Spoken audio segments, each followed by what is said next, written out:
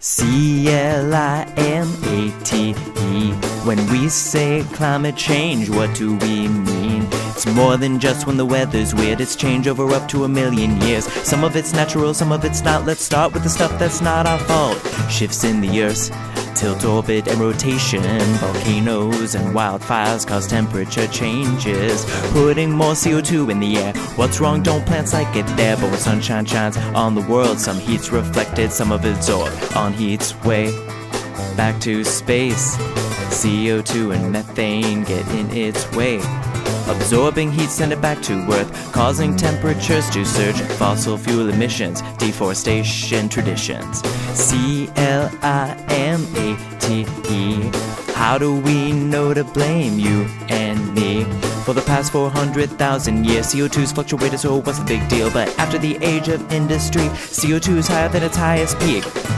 But how do we know it's the case that CO2 correlates with more hot days? There are pockets of ancient air trapped in blocks of ice. We can measure ancient levels of carbon dioxide.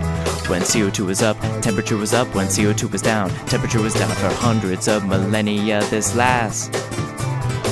Oceans and forests are natural carbon sinks, sucking up the carbon to remediate the risks. But we're cutting down the forests, so there goes another sink. And as ocean eats more carbon, it gets more acidic. This threatens ocean life, and hey, here's more bad news. Rising sea levels cause salt water to intrude into freshwater fisheries and acres of rice that feed millions of people. It's because of melting ice.